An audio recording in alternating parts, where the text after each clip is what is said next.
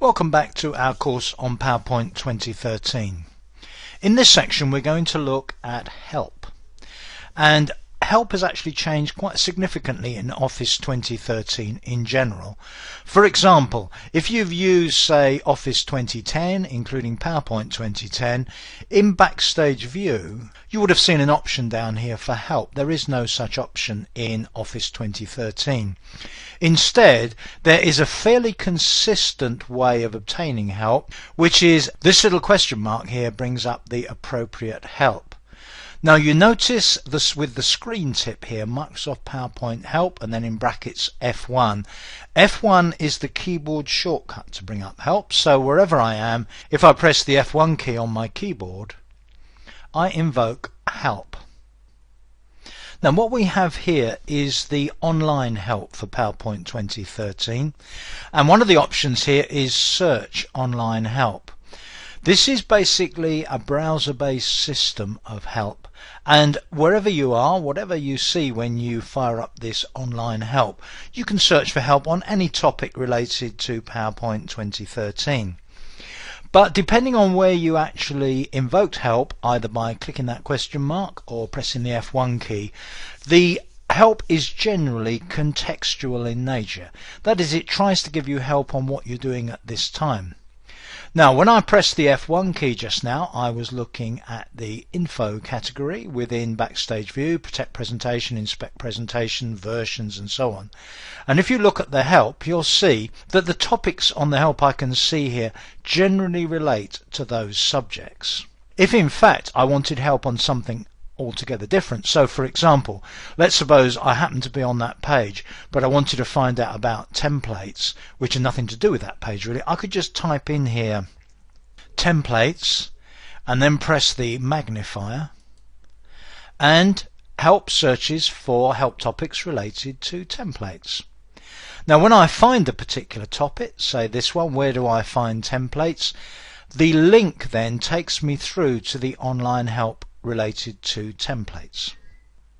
So let's just try that. If I click on where do I find templates, there is the help topic. I can work my way through that. There will be further links within that to take me through to other information, and also things like tips. In an Office 2013 program, choose a template from the new start screen. Now as I work my way through the help, trying to find the help that I need, as I mentioned earlier, this is a browser based system, so I can press the back arrow here to go back a page. When I've gone back a page, I can press the arrow to go forward a page. There is a print button there if I want to print a particular topic, and if I want to increase the size of the font, the text that I'm looking at while I'm reading the help, there's a button here, use large text, which will give me the help in a larger text form. Click it again to go back down to the regular size. At any time I can go back to home on the help by clicking on this home button. And in fact, if you'd like some more background information about PowerPoint 2013, including some free training, some learning for PowerPoint basics, tips for tablets, how to use the PowerPoint web app that we'll look at later on in the course, and a list of keyboard shortcuts, looking at what's new, there's some great links here that you should find very helpful. The home page for PowerPoint 2013 help also lists some of the most popular searches for help in PowerPoint 2013. Now I should emphasize here that this is online help that's available when you're connected to the internet. If you're not connected to the internet, you will not get this help. What you get instead is offline help, which is a very restricted form of help, which basically gives you access to information about how to locate things on the ribbon, and not very much else at all, I'm afraid. The other thing to point out in relation to help, which is really just an extension of what we looked at so far, is if we take the info page here again and click on properties, one of the options was advanced properties. This is another route to get into that dialog with the advanced properties in it. In earlier versions of PowerPoint, you will normally have had a button here saying help, something of that sort within a dialog. These buttons no longer exist in PowerPoint 2013. What you have instead is the same little question mark up here. So the question mark is to the left of the close button in this case, so click on the question mark and it brings up the PowerPoint Online Help, again provided that you're connected to the internet. And again, this is contextual, so having clicked it from that properties dialog, we see a link, view or change the properties for an Office file. And this is actually related to Office 2013 components in general in terms of the properties of documents, not restricted only to PowerPoint in this case. So the dialogues that we're going to see throughout PowerPoint 2013 will all share this feature in common as well.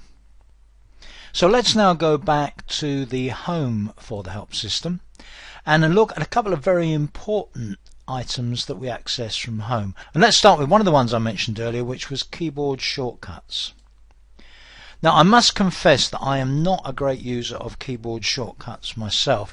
I use a certain number, and they tend to be the ones that are the same across many pieces of software. Things like Control-C to copy or Control-V to paste. But as you'll appreciate if you've used Microsoft Office before, all of the components have very, very large numbers of keyboard shortcuts. And I do appreciate that many people use many keyboard shortcuts. Now, I'm not going to cover lists and lists of keyboard shortcuts on this course, and if you like to use keyboard shortcuts, and I appreciate that many of you do, the PowerPoint Help system has a nice entry about keyboard shortcuts for use while creating a presentation in PowerPoint 2013, and here it is. The keyboard shortcuts are categorized, and with each category, let's just scroll down here a bit. Let's choose the category of Find and Replace. If I click the plus next to Find and Replace, I'll see the keyboard shortcuts related to Find and Replace. So to open the Find dialog box, the keyboard shortcut is Control F. Open the Replace, Control H. Repeat the last Find action, Shift plus F4. Now, there are many of these keyboard shortcuts, as I'm sure you appreciate. Some people print them out, stick them on the wall and use them all the time, which is fine if that's how you work. I'm not going to cover those, but the PowerPoint Help is a very comprehensive source for those, and in fact if you scroll down there are some very useful general categories such as running a presentation, because I think if I were going to do things with keyboard shortcuts, something like running a presentation would seem like an excellent application. So the PowerPoint Help is the main source on this course for keyboard shortcuts. I will mention one or two as we go along, because one or two of them I think really need to be used to save a huge amount of time. And of course in many cases you'll see the keyboard shortcuts, because as with the example when we brought up the help itself, the keyboard shortcuts are very often written in brackets after the name of a command, and when we come to the ribbon we'll quite often see the keyboard shortcuts marked there as well. So it's back to home in the online help again, and the other main area of help that I want to point out to you now is the bottom right hand one here, Tips for Tablets. Now, Tips for Tablets is an absolutely excellent place to start if you're going to be using PowerPoint 2013 with a tablet. There are descriptions of the main gestures such as tap, pinch, stretch, slide, swipe. We'll be using all of those during this course. And then there are some general comments about how to do certain things in Office programs. For example, how to switch to full screen in an Office program. We're looking at quite a few of those. How to move around in a file, make a selection, work with shapes and objects. And then there are specific examples and gestures related to Excel, and then particularly related to PowerPoint. So how to zoom into a slide, how to zoom out of a slide, and we'll be looking at quite a few of these as we go through the balance of the course. In the meantime, I suggest this is a great place to look if you're using a touch device and you want to find out a bit more about how to make the most of the touch device with PowerPoint 2013. When you're using online help in PowerPoint 2013, it is a separate browser window. When you finish with it, just click on the close button at the top right. The browser window closes and you're back to whatever you happen to be doing when you ask for help. That's it for this section. I'll see you in the next one.